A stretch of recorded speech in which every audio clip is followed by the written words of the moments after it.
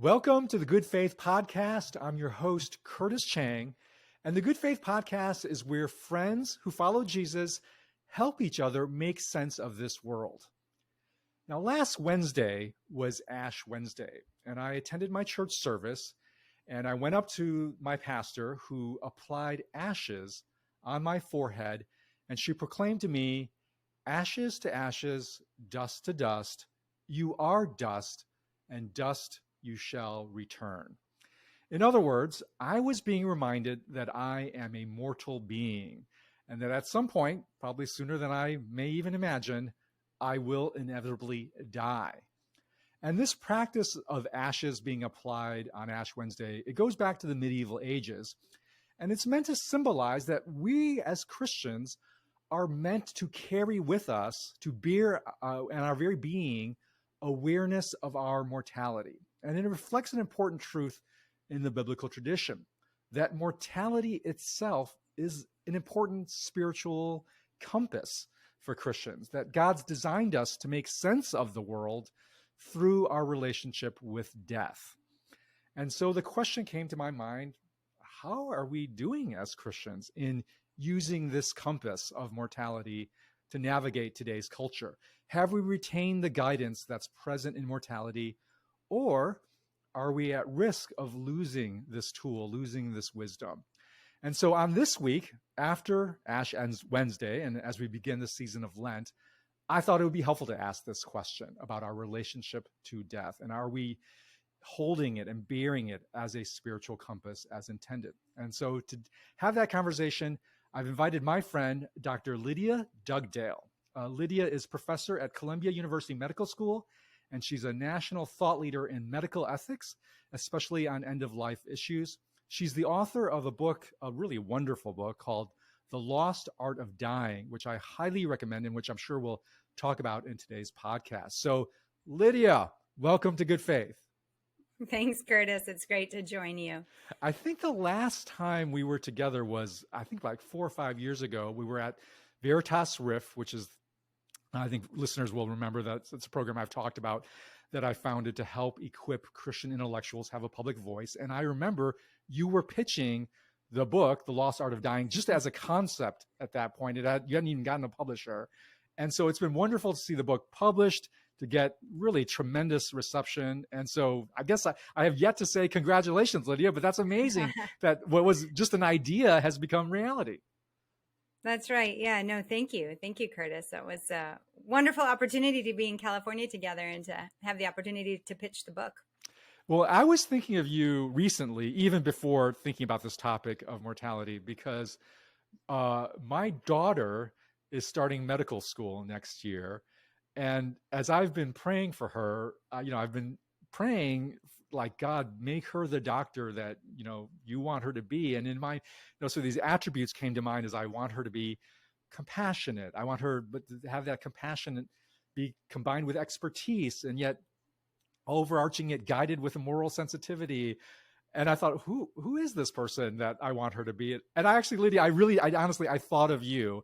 I said, God, please make her something like Lydia. Thank you for being like a role model for the Chang family. Oh my goodness, that's too kind. I'd have to say I only do it very, very imperfectly, and I have a long way to go myself. So, well, I got to say, congratulations to the Chang family for having a daughter get into medical school. That's wonderful news. Well, so on that front, before we get to this larger topic of mortality as a spiritual compass, I want to first sneak in a dad question here, which is, so what's your best advice for a first-year medical student? Oh, goodness. Well, it's not to do what all of your classmates do. Medical school tends to have a lemming effect, which can also be really destructive, I think, to young people. So I think the best advice is to remember who you are, stay grounded, stay connected to community. Certainly family is part of that. Faith community is part of that. But to hold on to that and to not let the sort of pressure of the environment, is really a pressure cooker environment, just to not let that affect who you are. But if she can hold on to her broader identity as a child of God, as a daughter of Curtis, and sibling, etc., I think she'll do great. Oh, that's lovely advice. All right, I'm passing that one on.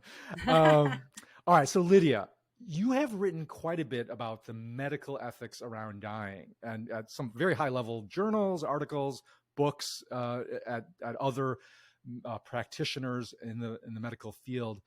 But I've really been struck as I've been reading your stuff about how you're writing about ethics doesn't just seem to be philosophical abstractions, but rather born out of your day-to-day practice as a doctor caring for dying patients. And you have a clinical practice, I believe, that focuses on elderly patients, especially as they're nearing death. So I'm actually really curious, why were you drawn to this practice, to actually be engaged in the day-to-day care of dying patients? Yeah, so there's a lot to say there. I'll back up by saying my practice does not specifically only admit folks who are at the end of life, but as a general medicine doctor, the vast majority of my patients are baby boomers and older. And so the default in practicing internal medicine is that I do care for a lot of aging patients. But what got me interested in this is a couple of different things. On the one hand, as an early trainee, a medical student, and then a resident, which is sort of the first level of training after graduating medical school, I had occasion to care for many dying patients who, frankly, were dying in the hospital in situations that either they themselves lamented or their families disdained. Mm. And it struck me as very odd that there would be this sort of unrelenting clinging to technology that people didn't want, dying in situations in environments that they didn't want. And yet, what was it that left them there? What was it that kept them in the hospital and not making decisions to go home? And so those sorts of questions really gnawed at me. And I started thinking from very early on, there must be a better way as physicians to help our patients think about their finitude, their finiteness, and to prepare for death. And certainly I'm thinking now in that context as a doctor in a hospital, how can we help patients either engage with technology or not engage? How do they navigate that? How do they make these decisions? How does that happen in the context of families, of communities, right? Not everyone's sort of family is by blood, but their community. How does that happen? So that's the sort of medical side. But then the flip side of it is some of the most fascinating conversations I've had with patients have been around questions of their mortality. Medicine can feel very sort of rote and bland. Another patient with high blood pressure and diabetes, another patient who needs cholesterol medicine. It can just feel like that day in and day out. Or I can create space for considering other anxieties, other concerns. And so it has not been uncommon, I think, because I have tried to have that sort of approach to the clinical space. It has not become uncommon that patients will come in and say, I just had this landmark birthday.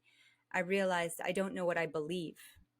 I'm thinking about my death. I haven't reconciled with my kids, things like that. So these sorts of issues have come in, and then we can talk about the preparation for death, not just from the medical, the technological standpoint, but the sort of existential, relational, even religious and spiritual standpoint. And so I think the marriage of both of those topics is what drew me to thinking about coming up with a better way of helping my patients prepare for death. So you're describing there is this tension and sometimes even outright conflict between the technological imperatives of medicine and the deeper existential spiritual desires and longings of dying patients. I think listeners who have had a loved one die may instinctively pick up how that tension works out. Like, my dad died 6 years ago, and I've witnessed that firsthand. Like, this pressure to do this next intervention that would further make him hard for him to communicate, make him more hospitalized and less accessible to community, but like help, like especially maybe our younger audience members or other folks who haven't just gone through that process, like describe the texture of that tension and why it sometimes feels like everyone is on this just train towards trying to prolong every bit of life at the expense of these deeper values. Yeah, such a great question.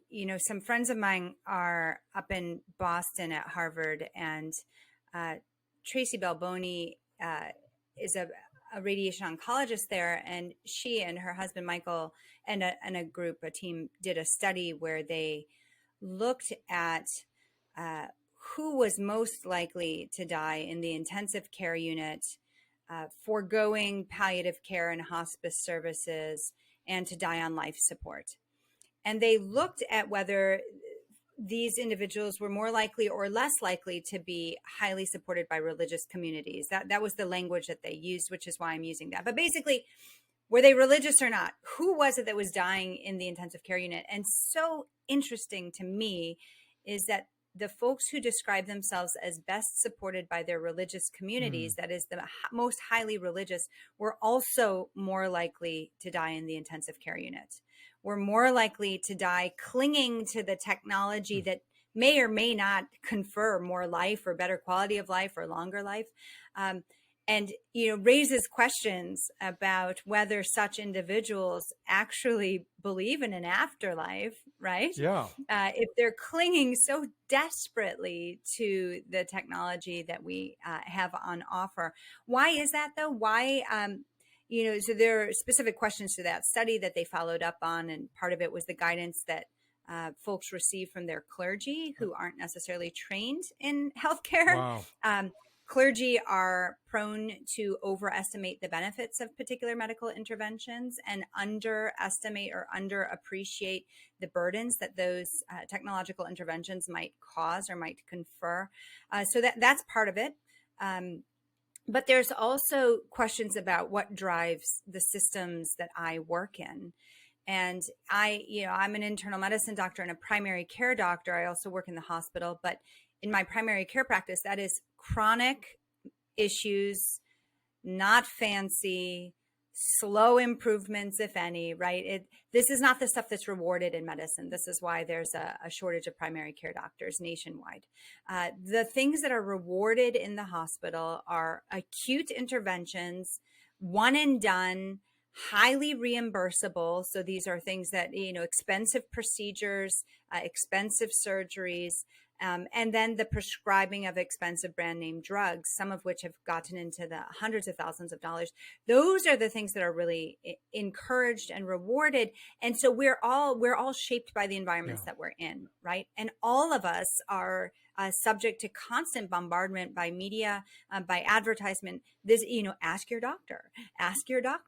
And so patients are getting it, and then the hospital is rewarding these sorts of acute one and done interventions, and or high tech, right? Or the highest tech. Give me everything. We hear this commonly from patients. Just give me everything you've got. Just keep me going. Keep me alive until, right? Well, Lydia, so that's sort of, but give us, paint a picture for me of maybe an actual case or a hypothetical case where that drive to give me more, doc, to give me everything, actually is counterproductive, and actually detrimental to saying goodbye well, to being present to your community. Like, how does that happen? What kind of interventions are common in this phase of dying that actually make dying well very difficult? Yeah. So where to begin? Where to begin? So let me give you a common one that every doctor in training can tell you, that they've had multiple patients like this. And that is often an elderly person. And let's say elderly means over 60. So we're not talking about ancient necessarily, but maybe they've had a heart attack and now they've got some heart issues, and that, then this thing happened, and that there's this kind of, this thing happened, then that thing happened, and they've got a lot of medical issues. And on top of that, now there's some devastating diagnosis like incurable cancer. And this patient may have had some sort of damage to the lungs, smoking history, or something that's caused damage. So now the patient is really either to maintain the heart or the lungs or both, really dependent on a ventilator or dependent on blood pressure, special blood pressure medicines that go through large bore IVs. So these aren't having a little IV inserted in your hand, but this is something central that really these medicines are pumping the heart for you. All right. It is not uncommon to have such patients kind of linger for weeks to months in the hospital. Everyone knows we're just waiting for death. No one thinks such individuals will ever leave. Well, they'll never probably leave the ICU. But yet the machines that we can use, the technology that we can use to intervene upon their vital functions are keeping those vital functions running. While perhaps, as often is the case, cognitively, the patient is waning. And then what does the ICU do? The ICU often has visitor restrictions, so you can't be there all hours. It's not the family providing that around the clock end of life care. It's difficult to keep vigil. The patient now needs to be sedated because the mechanical ventilator is annoying. And so the patient's thrashing around. So to prevent the patient from accidentally pulling out the breathing tube, the patient is deeply sedated. And what you end up with is a living body whose vital organs are being maintained artificially to no end. Yeah. And the technology then prevents the gathering of community and the engagement of a patient in his or her own process of dying. And so those scenarios, those are so common. Yeah. I mean, I can give you a million variations on a theme, but that would be a general picture of what we see. Does that mean you never go to the ICU? Of course not. Was the ICU critical during the worst of COVID? Absolutely. Can those medications and interventions sometimes be temporary? Yes, definitely. They can be temporary. But in certain sort of scenarios of people of advanced age with multiple medical problems, when everybody knows there's no chance that this individual will ever get off of these machines, then what are we doing, right? Do we really believe that that there's anything more than this life? And I think those questions then come to the fore. Yeah, I'm reminded of my own process with my dad, who was dying of kidney failure. And we could have gone down one route, which is very similar to what you described, with one intervention after another to keep just his bodily functions that were no longer being operating by the kidney, just through constant dialysis, constant ever increasing levels of interventions. Fortunately, I've been a hospice volunteer before, and that's another story we can get into of why I did that. But I was at least aware of the hospice option, and we got him out of hospice care instead. And so he ended up, dying at home, and with palliative care that kept him comfortable enough and actually alive long enough for all of his granddaughters to fly in from all parts of the country to gather around him. And he lived until Father's Day. Wow. And on Father's Day, it was weird because he'd been slipping. And then and I think you probably see this a lot in dying patients, he suddenly got this burst of energy, burst of awareness, was just incredibly alert. And all of the granddaughters I'm getting choked up thinking about this. All of the granddaughters would gather around and, say to yeah, how much they loved him. And he just was like nodding, aware. It was remarkable given how declining he had been to this last burst of energy and awareness and alertness. And then he died that night, which as a hospice volunteer, I know happens so often, is that people rally for this final farewell of deep meaning and connection. And then they pass peacefully he passed in his sleep. And I think about how all of that would have been lost had we gone down the technology route of give us everything, doctor, give us anything that would preserve one more day of life, right? Yes. Yeah. No, that's an amazing story. You're right. I mean, it's so beautiful and so personal. And yet these situations really are so common, the rallying. But the one thing that your father could participate in at the end was this burst of energy and engagement with his granddaughters, which the patient who's sedated in the intensive care unit cannot do, right? And what do? We remove, for patients who ultimately then want life support removed, life support can be removed, or for families who want that, it can be removed, but the patient is sedated further to prevent gasping for air, what we call air hunger. And so, it ends up being highly medicalized, right? Which is what I'm critical of, partly in some of my work. There can be a role for medicalized dying, but there's probably, it's over medicalized. And so how can we be attentive to what happens at the end of life in the hospital, and how can we make different decisions?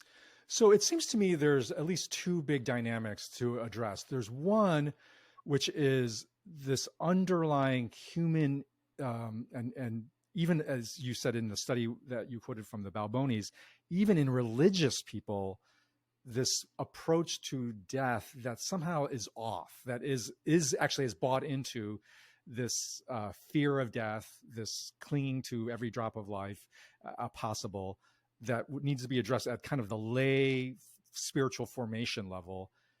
Then there's this other level of which you've got to also be able to resist the industrial impulses of the medical industry that would sort of lead you down that path.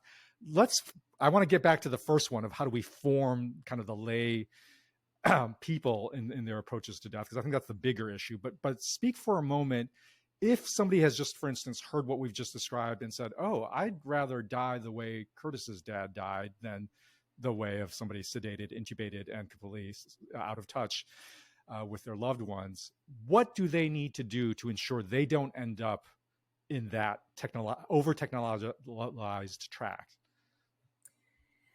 Yeah, so this is probably where the $1 million question is, or the $1 trillion question is. How do you know? So sometimes what you need to do is sit down with, say, a primary care doctor in an unrushed setting and do an assessment of where your health or grandma's health has been. So from the physician's perspective, every time a patient comes in, we sort of look back at how many times has she been in the last year? Oh, in 2021, it was only once, but in 2022, it was every few months. And now 2023, she's already been in 4 times in 2 months, right? In the doctor's mind, this sort of chronic illness is progressing at this point, and we're only going in one direction. I'll say, let me just bracket that and say, are doctors bad at prognosticating? Yes, they can be. We can be. Do doctors suffer from a lack of humility? Yes, that is possible, and probably very common.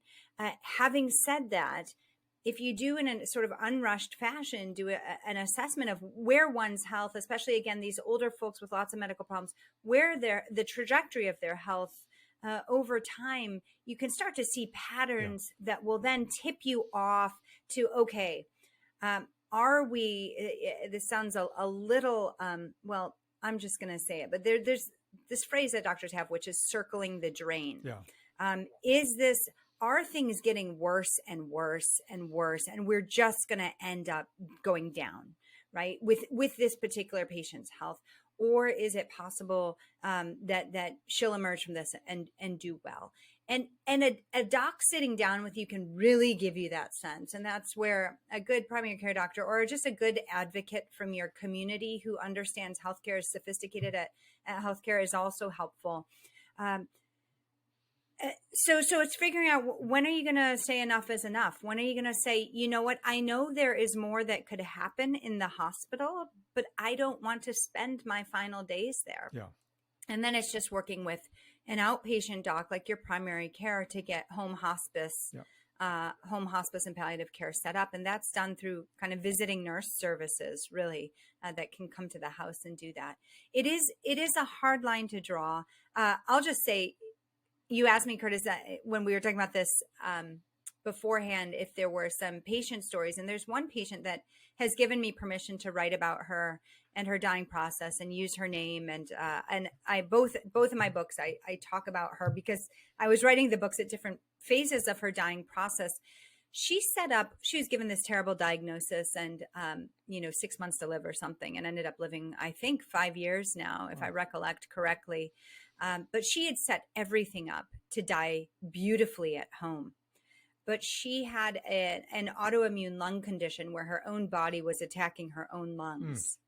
And as that disease advanced, she essentially started to experience what would feel like suffocation. Wow.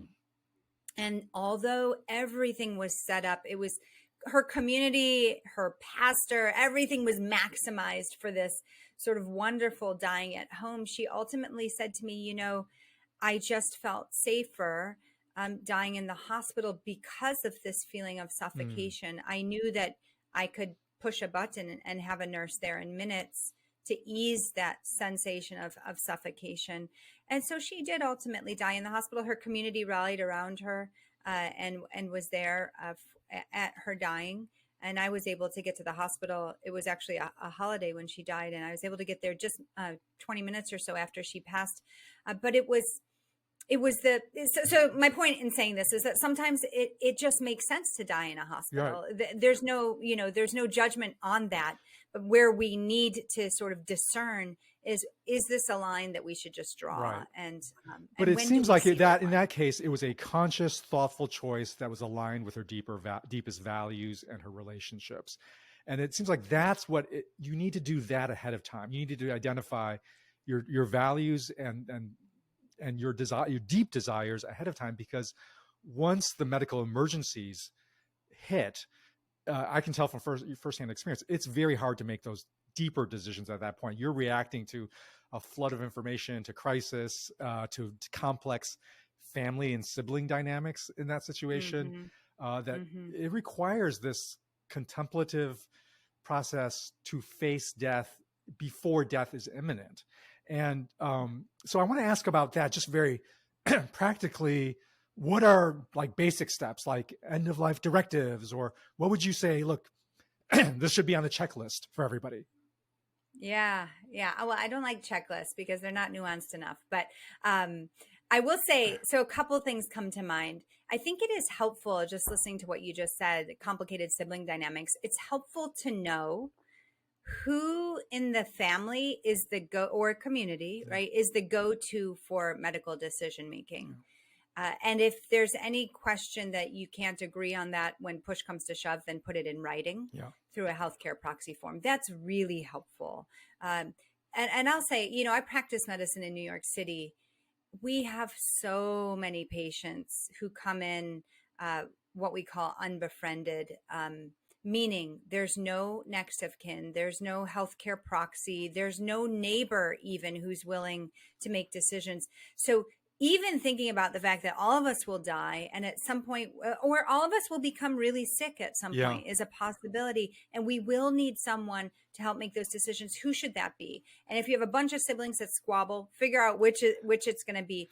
And if you don't choose that person, every state has an order by law that the doctors will march through. So some states, parents come before adult children. Some states, adult children come before parents. Some states, siblings come last. So it's good to just assign that person. That's one thing. The other thing I'll say about advance directives, this is where nuance, this is where I reject checklists a little bit. So an advance directive is, people often think of this as the DNR form, the do not resuscitate form. It could say do not intubate. It could say no dialysis, no antibiotics, no artificial nutrition and hydration. All of those things are within the realm of a typical advance directive. What's wrong with an advance directive? An advance directive is a great conversation starter. And it is great to circle back to an advance directive. Where people get into trouble with them is there are data now that show that advance directives often are not honored. People don't necessarily have a better quality of life or have their wishes met. That the care that they receive is not concordant with their wishes as stated on an advance directive. So then the question becomes, well, is there any utility in an advance directive? Now, we know that people's wishes change all the time. So if I ask a room full of medical students, would you want to live as a quadriplegic in a wheelchair? most of them reflexively say no.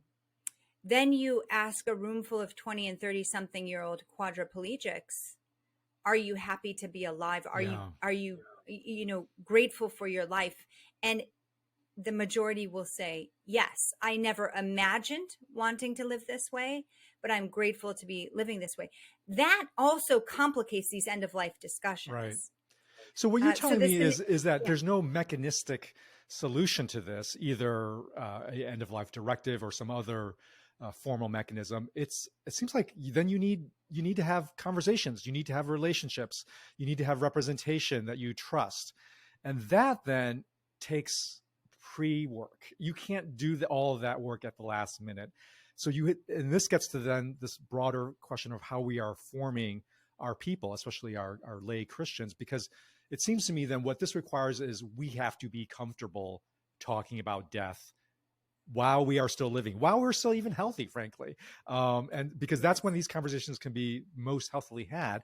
And this gets into that disturbing finding that you found, that it seems like even in religious communities, how I read those findings is we're not comfortable thinking and talking about death. And I experienced this firsthand. Like when I talk to my relatives about, hey, I just want you to know, here's how I want to die, I can feel the conversation seize up and like discomfort entering it. And there's all sorts of avoidance mechanisms come into the conversational dynamics.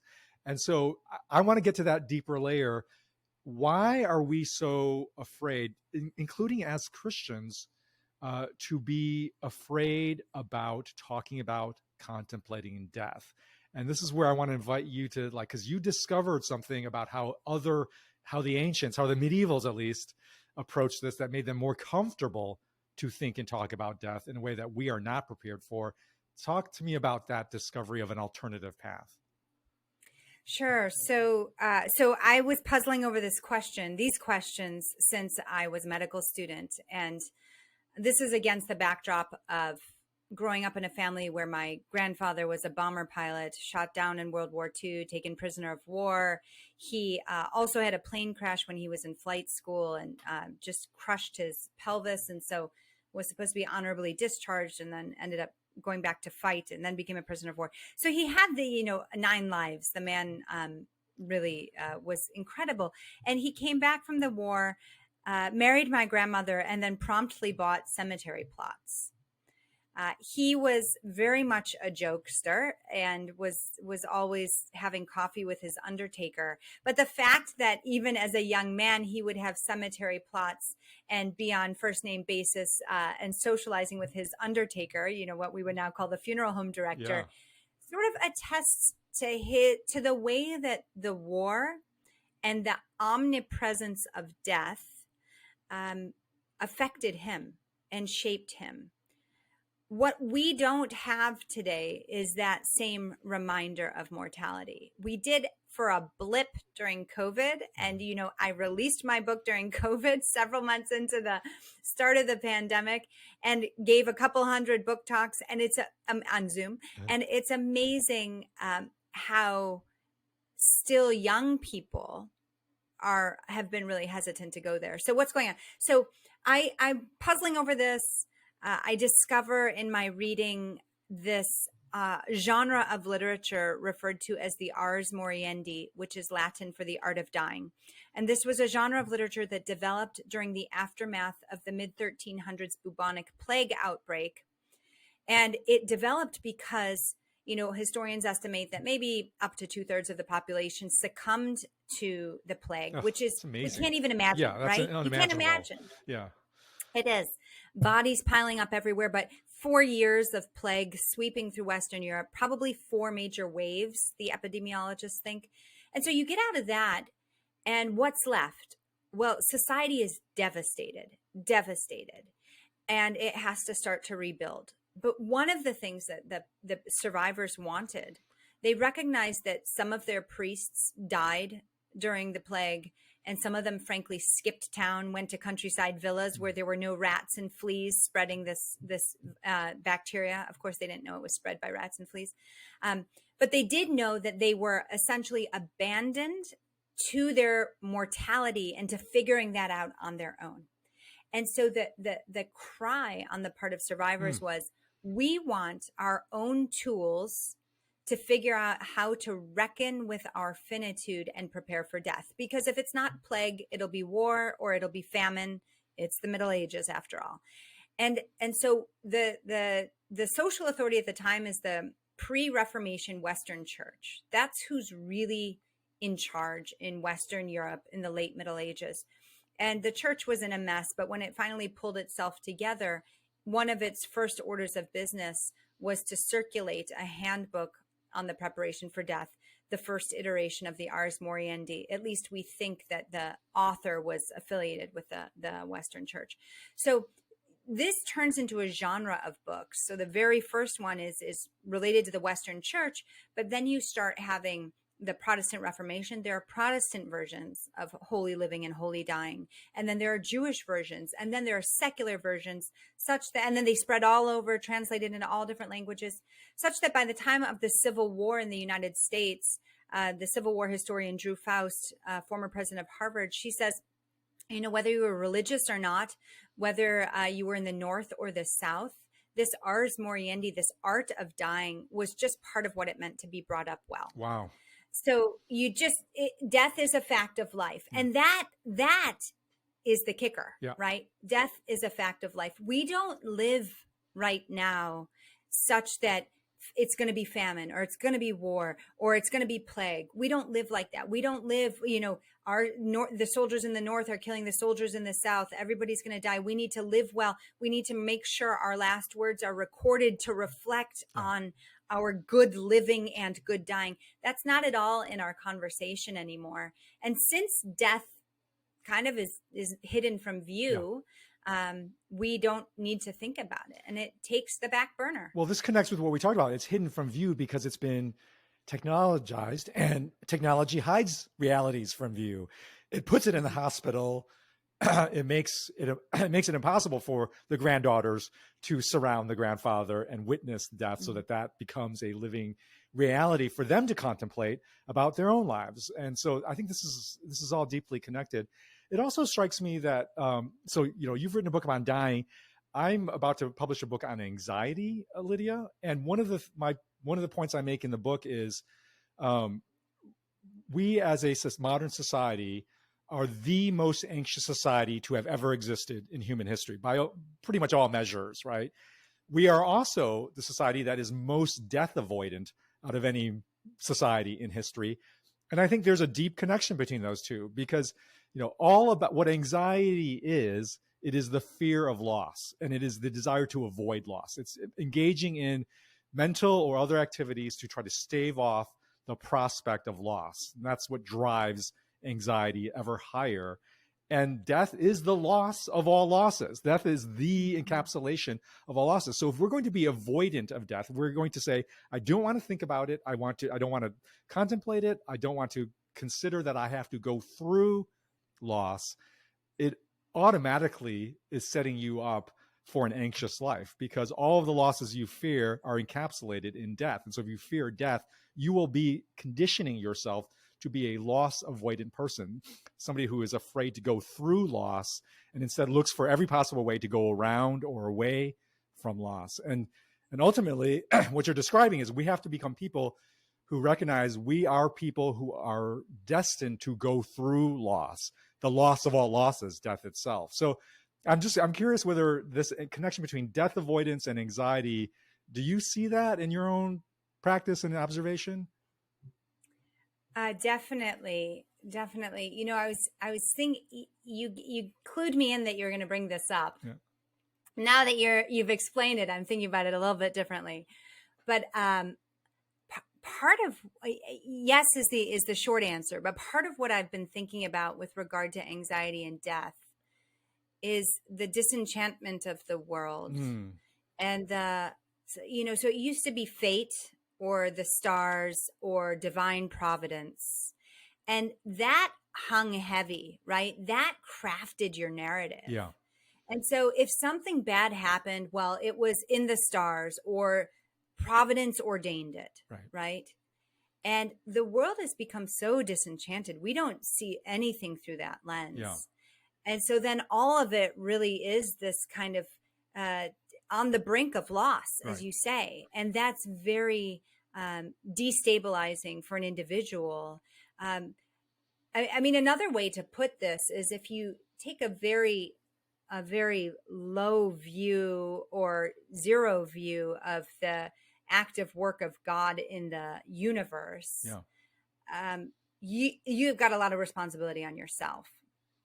I was reading the book of Numbers this morning, and I was reading this part where God says to Moses, essentially, take Aaron's robes and put them on, I think it's his son. Yeah.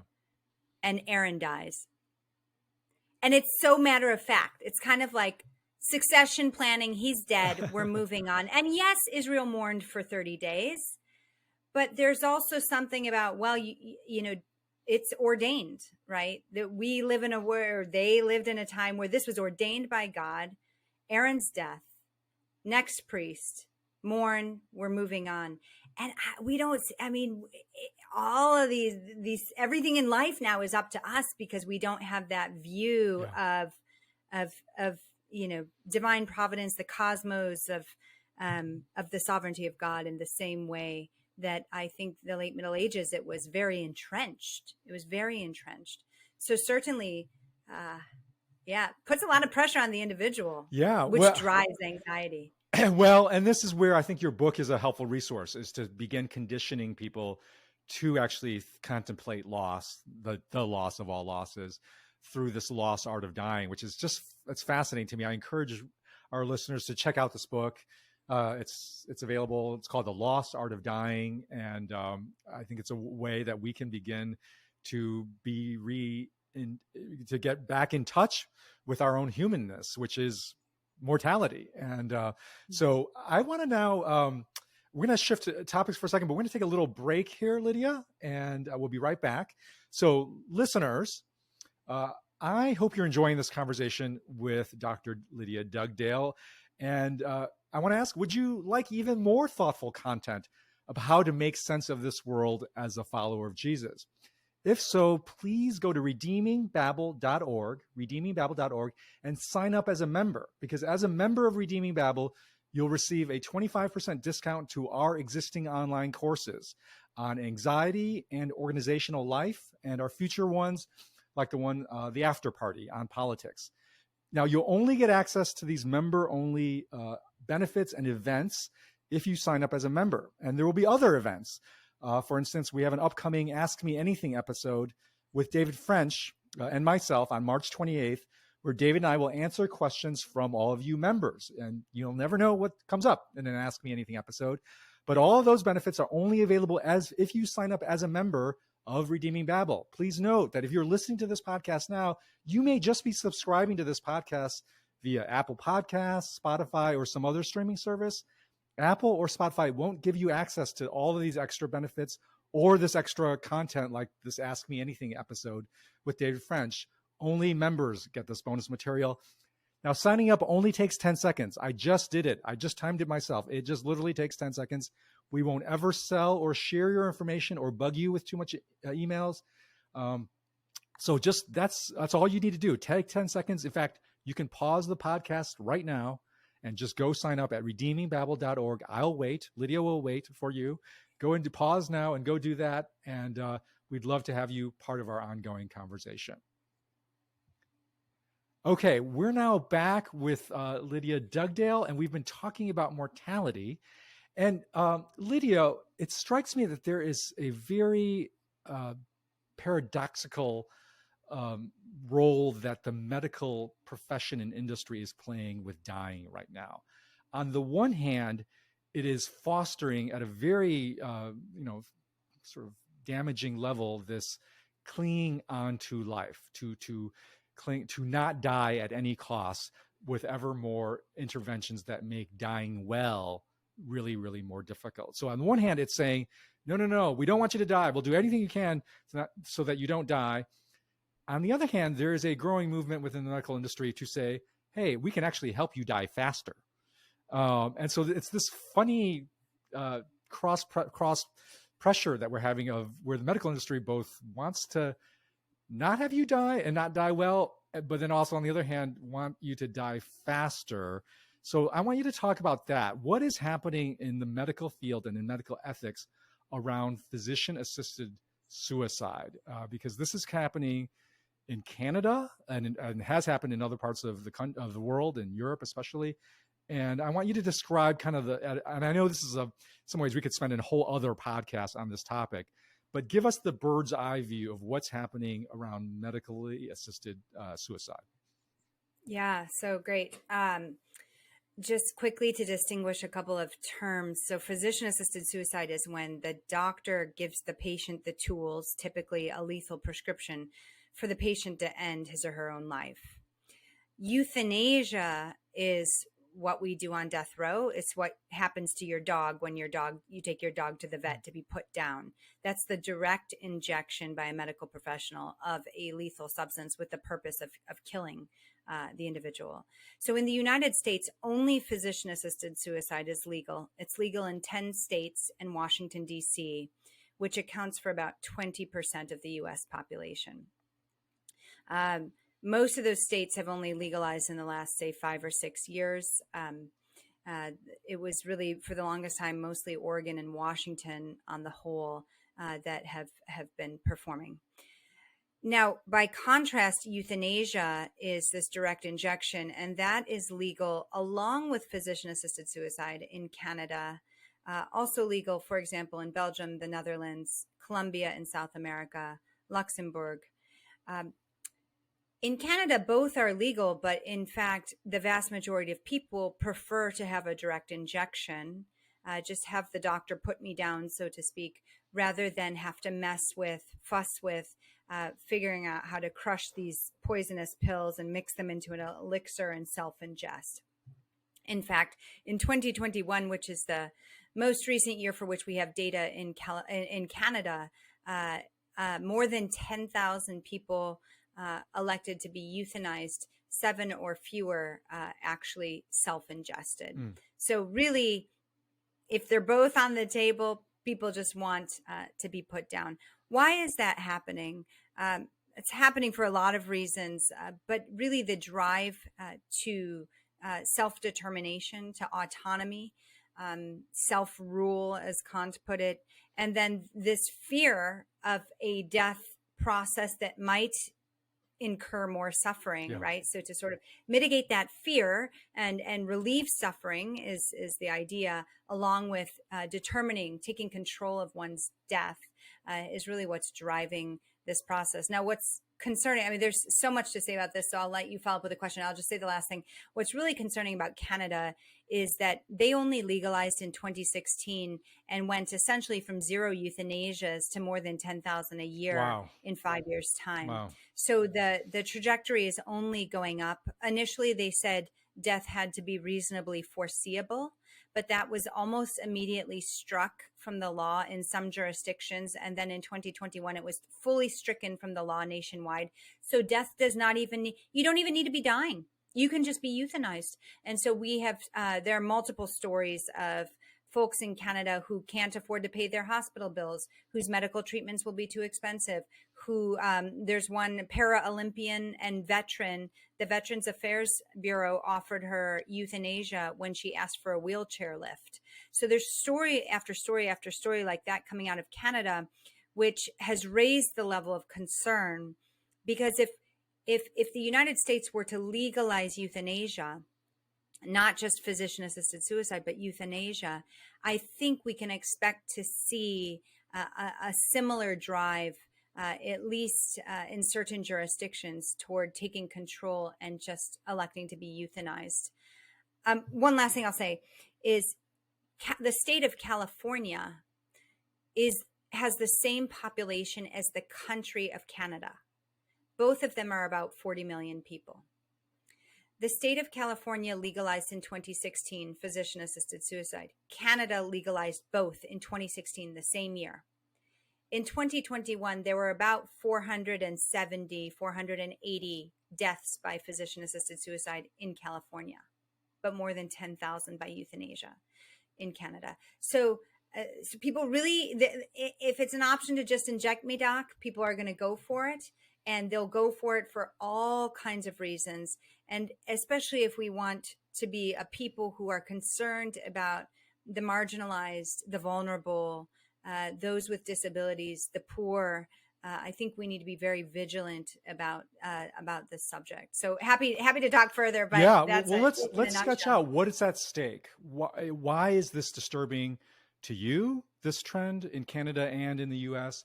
Why should it be concerning to our listeners?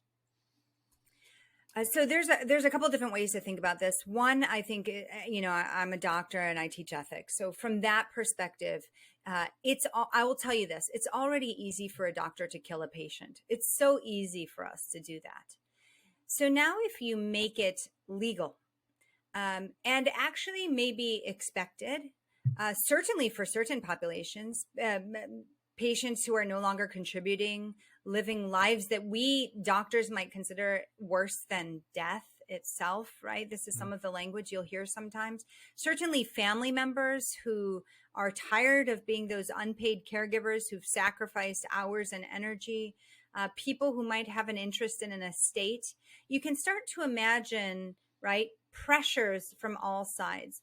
I will tell you as a physician, I have already had adult children of elderly patients come in and plead with me to stop their treatments because they want to let mom die.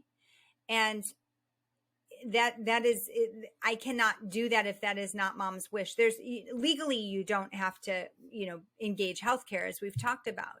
At the same time, if a patient is doing quite well, even if happily, struggling with some memory problems or whatever, I'm not just going to pull the rug out from under her and stop giving her medications. But I have had families do that to their elderly parents. So there's already a sense in society that there are people who contribute more and there are people who contribute less. And maybe we need to sort of clean house a little bit. And then you add to that what it does more broadly, right? So I could imagine, I have a couple of children, and I could imagine my daughter sort of looking down at her watch and saying, all right, mom, it's time for me to really flourish in my career. You're a drag on the system. Yeah. Wouldn't it be better? And hopefully my daughter doesn't actually say something like that, but one could imagine pressures that adult children put on their elderly parents just for the sake of convenience. And then you add to that healthcare costs. So there are multiple studies, both in the US and in Canada, that look at net savings projected with the widespread uptake of euthanasia or physician-assisted suicide. How much money can we save? Our healthcare budget is already exploding. Yeah. Everyone's complaining about their premiums. Maybe we should just, XYZ, eliminate certain groups of people. So I don't see it going in a favorable direction. And certainly if euthanasia is on the table over physician-assisted suicide, that raises the stakes for sure. And what does that do to them? I want to talk about what this does to our culture in a moment, but just speak as a doctor, what does that do to the medical profession? The one that my daughter is going to join is if it becomes drawn into and made a tool of euthanasia. Yeah. So we have these conversations all the time with our trainees. You'll often hear people use the language of a medical provider. And I really reject that language because in my mind, medicine is not a mere transaction. This is not a provider consumer exchange. You come in with your paycheck and I give you what I want that's permissible within the limits of my medical license. That's not what it is. It's a relationship. Mm-hmm. It's a dialogue. It's growing together over time. It's getting to know you and your idiosyncrasies and your family, right? That's for me what especially being a primary care doctor is all about. And so just yesterday, we were with a group of students having this very conversation. And one student said, no, but I want to go into palliative care, she said. And as a palliative care doctor, I can see no better way to relieve suffering than to facilitate the death of my patient. And somebody said, oh, so you're advocating for being a provider and not a physician, right? You're a provider and not a medical practitioner. And that does feel like what happens. It's transactional. There are people. So there are people in the pro legalization camp who would say this is the ultimate act of non-abandonment, and then there are people who are opposed who will say this is the ultimate demonstration of abandoning your patient. Yeah. You don't want to have to suffer all the way to the end with your patient. Yeah. We know it's not always easy, the dying process. But so if you eliminate your patient, then yeah, you eliminate the suffering, but you also eliminate the struggle, the difficulty, and So is it abandonment or is it ultimate fidelity to the relationship? That's a contested place. But I don't know. There are many people, certain populations who have been traditionally marginalized or experimented upon against their wishes by the medical establishment. And here I'm thinking especially of African-American populations that have really suffered at the hand of biomedicine. And, some of those patients are still quite nervous about what healthcare does to them or won't do. Oh, you're not going to give me dialysis because I'm Black. I've heard patients say things like that as well. And so how would we then facilitate, again, how would widespread legalization of inducing death not contribute to increased mistrust in the profession by certain populations? I think we're at high risk for that, for sure. Lydia, I have an observation that I'd love to get your reactions to. It feels like, first of all, that this growing movement towards both doctor-assisted suicide and euthanasia is still below the radar screen of a lot of Christian thought leaders, pastors, and certainly lay people, that it's brewing, it's creeping, but no one's really paying a lot of attention to this movement. To the extent that they tend to focus on medical ethics. It's people like you who are actually most focused on this issue, and that's great. It's important, but it's almost potentially missing the core problem, right? Because we're simply focused on using doctors as a line of defense against this culture of death, and saying we don't want to have doctors be used in it. But it's not addressing the underlying cultural movement here, which is why is there this desire for euthanasia in the first place, regardless of whether or not you can enlist doctors into it. And that's something that has to be addressed at a broader level. It's not just a specific medical ethics issue. It's a cultural ethic of life issue and a spiritual formation issue of how our people think about life, think about death, what's a good life, what's a good death. And so it strikes me that there needs to be a getting underneath this, not just at the technical or philosophical level of can doctors be participated in it. It's like, what's going on that our people want this? Yeah, no, I mean well, so it's interesting because recently in the fall, actually, I was lecturing at Yale's medical school, and then I recently was also lecturing on this at Columbia to a bunch of doctors. And in both instances, there was this sense of we need to get over our aversion to letting people do what they want. If people want to end their lives, whether through assisted suicide or through conventional suicide, we should just let them. And I'll tell you, Curtis, in 10 years of teaching on this, I have never heard a room full of doctors say, maybe we just need to say it's okay to let people die by suicide, conventional suicide. I've never heard that. So there's been a shift. And interestingly, in both situations, the folks who brought this up, I don't want to misrepresent these groups because it wasn't everybody in the room, but the folks who brought this up cited Dobbs, which is that if it is my body, my choice, my abortion, my choice, then should it not also be my death, my choice? That's right. And to whom am I beholden? I'm an atomized individual. I'm not in community. I don't have commitments that I have to hold to that have deeper ramifications on those around me, right? I mean, people often think about assisted suicide or euthanasia this way. Well, what does it do if you submit to euthanasia and you don't tell your family? I have friends who found out only after their parents were euthanized that they were euthanized in Europe. So I agree. I mean, what's going on sort of philosophically in society, this drive to the individual, the lack of rootedness, the lack of tradition of spiritual moral formation, ethical formation. I mean, the fact that every major world religion has a prohibition on killing, and yet the way that this is conceived of is not as killing at all, but as a medical procedure. Yeah. So just one last thing on this point. You asked about, where is the church? And a couple weeks ago, I was at Georgetown.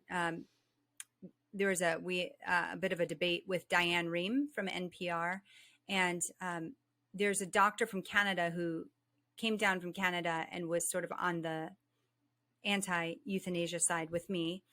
And then Diane Rehm was partnered with her physician, who will provide her assisted suicide if she wants it. And this doctor from Canada, Ewan Gallagher, has a book coming out that he has written specifically for Christians to address medical aid in dying, or medical assistance in dying, as they call it in Canada, because he's seen exactly what you just named, Curtis, that the ethicists are talking about it, a few docs are talking about it, but the church has no idea about this phenomenon. So he has a book coming out next year, and maybe it'd be worth getting him, That'll having be a conversation important with him. Well, and the connection that you pointed out about how the Dobbs logic is also the same underlying logic behind euthanasia, I think is so important, because the church has, especially in the conservative side, has mobilized politically, culturally, and so forth for pro-life. But pro-life is defined solely in the context of abortion. There's not this connection, which I think is a deep connection between abortion and euthanasia. And to me, those are the same. Let's just use the spiritual language here. The same idols that would actually drive one to advance abortion are the same idols that would cause you to advance euthanasia. It is the triple idol. You've mentioned some of these already, but it's the triple idols of control, avoidance of suffering, and the autonomous self, right? The control, avoidance of suffering, autonomous self. If you look at an abortion, for instance, it's exactly what you said. It is the worship of control. It's my body, my choice. And in euthanasia, that idolatry of control just means my body, my death, like you said. And so let's tackle these three idols just for a moment. Like, what do you say to Christians, Lydia, who have somehow fallen into what I would call this idolatry? What would you say to them that, well, Lydia, it is my body, my death? What is your response to them as a Christian doctor? It's funny. I don't talk to Christians that much about this, but that's partly because of what you said, which is that folks in the church aren't super engaged on this issue. And in fact, they're not very engaged on issues of dying and death more broadly. And so part of that has to change. To be honest with you, Curtis, I think that there are probably deeper theological conversations one could have. I started to say every major world religion has a prohibition on killing. We don't even frame this as killing, but we also don't live in a society or a world where, at least in the United States, where it feels like the ethos of religion is in the air, at least not in New York City. Yeah. Not in my spheres. I know that's not the case for everywhere in the U.S. So there are theological conversations one could have. One could talk about prohibition on killing, but the arguments that I think get the most traction are really the arguments of what happens to vulnerable populations. And so, we're just already seeing so many cases of this. In 2021, 537 people were euthanized in Canada who had requested services for their disability support services, and did not receive them. Yeah. And instead were euthanized. Or 1,721 people euthanized for loneliness. Wow. Right. You could talk about dignity of the individual and being made in the image of God. And you could talk about the inherent worth of human life. You could talk about not killing. You could talk about, as the ancients even said, if your life belongs to the gods, who are you to take your life, right? Yeah. So there are all of these arguments that could be had. and could be bandied about. I guess I don't have this conversation very often in Christian settings. Lydia, sometimes I tell my guests, what you say sometimes triggers what in our podcast we call a rant alert, where I go off on a rant because of the topic. I'm giving a rant alert right now. I do think that we have to name the idolatry in play. That is the steep connection between abortion and euthanasia. That it is underneath both of those are these triple idols of we're idolizing control, we're idolizing the avoidance of suffering, and we're avoiding the autonomous self. So, and in control, there's just no difference between my body and my choice and my body, my death. It's the same exact spiritual drive towards control. And then with pain avoidance, the idolatry that's in place is simply saying, is cloaking abortion in the language of compassion. But in abortion, it's that this child we're offloading the suffering, sort of on this child, or that we believe it's justified that the mother will suffer a suboptimal life. And in euthanasia, it's this idea that, we don't want anybody to suffer a suboptimal death. And the reality is, look, we're not called to optimize our pain avoidance and our avoidance of suffering. And then finally, your point about self. I mean, the act of abortion is this elevation of the self against all other beings, including the being in your own body. And in euthanasia, it's the elevation of your own self versus what your family, your loved ones would want to be connected to you. And it's simply saying, this is what I want.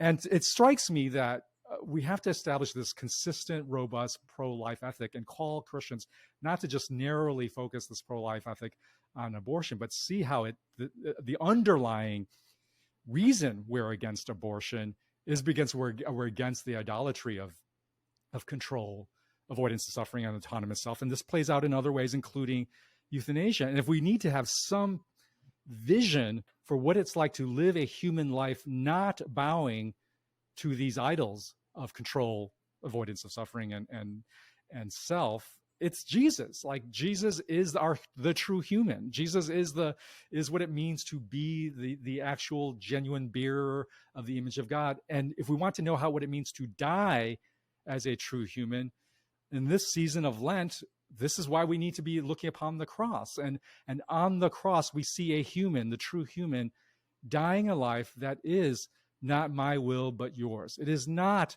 insisting upon control. It is, but rather submission. It is not the avoidance of suffering, but it is going through suffering. It is not the autonomous self, but it is the self in submission to the Father. And so it strikes me we've got to recapture the cross as this center of our approach and our ethic on life as defined in the abortion issue, but also death, and realize that we must have a consistent approach towards both of these issues that's centered on Jesus, that's the image we have of what it means to both live and to die well. All right, that's the end of my rant Curtis, alert. your rants are like mini sermons. They are. You can't take the preacher out of me. So it's yeah, no, that's good. Yeah. Well, Lydia, what would you say then to somebody who's listening to this and feels like, I'm stirred. I feel like this is a issue that in some way I want to take some action on, maybe even just in my own immediate circle, maybe not in some grand, sort of big societal level thing, but just what advice would you give to people who want to live with this more consistent, true life ethic that is centered on Jesus, that actually shapes how they face and think about death as well? Like, how do we do this? What are some practical steps? Yeah, so it's interesting, this kind of content on human finitude and the need to prepare for death, and not just physically but spiritually, was very common in sermons from the late Middle Ages all the way under the influence of the Ars Moriendi genre of literature, all the way through the 1920s, actually. Well, I should say this World War I back to back with the influenza pandemic of 1918 to 1920. After that 6 years of kind of sustained death, there was a lack of interest in among people more broadly to take up issues of preparing for death. And if you study the content of sermons or homilies, the charge to prepare well for death really falls out of favor by the time you get to the Roaring Twenties. People were sick of death. World War I, influenza, everything was global. Lots of people died. So there's work certainly for clergy on this front, but I think there can be work. Well, it's so interesting, Curtis. Let me just tell you this. There's a group of us in New York City that have been trying to pilot some workshops on how to help congregations think about this. And it's like pulling teeth. I mean, I'm in a city of so many churches, and it is like pulling teeth to get clergy to participate, or even representatives of the congregation, because it goes back to these earlier conversations, which is that we can put it off because it's not center stage right now. But as I talk about in my book, living well is very much wrapped up in dying well. They're inextricably linked. And so you can't just say, okay, I'm going to die well one day. No, it's tied to how we're living right now. So there's work to be done. Clergy can lead the way. There can be people within congregations that are taking the lead. We're piloting our workshops. I do think that the most medically savvy person in a family should you take some time with regularity. I wrote an article pitching that it should be Black Friday, the day after Thanksgiving, because everybody's with their friends and family for Thanksgiving, and then Black Friday is like this day of shopping and remaking yourself and living well. And then why not end the day with talking about dying well? You could really get into a cycle with it, where it's an opportunity to build a rhythm into your own family or community life to have these conversations. But all of these things take work, right? It's another discipline. And for those who follow the church calendar, you do have Lent and you have Good Friday. And other than that, there aren't many times where, Ash Wednesday and Good Friday, but there aren't really many times in the church calendar where mortality then becomes a focus. Well, we have a lot of listeners who are pastors. So pastors, if you are listening, consider building this into your Lenten sermons, into your Lenten practices that you're calling people to. Let's bring mortality back as a spiritual compass for living well. And we'll put in our show notes the link to Lydia's book and other resources that she might have, other workshops for you to sample and see if you can bring into the life of your church, because death is critical to life. Like you said, Lydia, they are absolutely intertwined. Lydia, thank you so much. It's been so fun to reconnect and talk about really meaningful things and the great work you're doing on this issue. Thanks, Curtis, and best of luck to your daughter as well. Thank you. So, Good Faith listeners, once again, I want to invite you that if this conversation has sparked some thoughts, go sign up as a member on redeemingbabel.org, because one of the other benefits you get as a member that you have to go sign up for is you get to comment on episodes. Only members can comment on episodes on our website. So if this conversation with Lydia has sparked some thoughts, some questions, some comments, please go on, become a member, and post your comments. I promise you I will read all of them. I may not be able to respond to every one of them, but I read every comment that comes on. But you need to go sign up at redeemingbabel.org. So all of that to say, until next week, we wish you well. And next week, we will once again gather around the campfire. Let me hit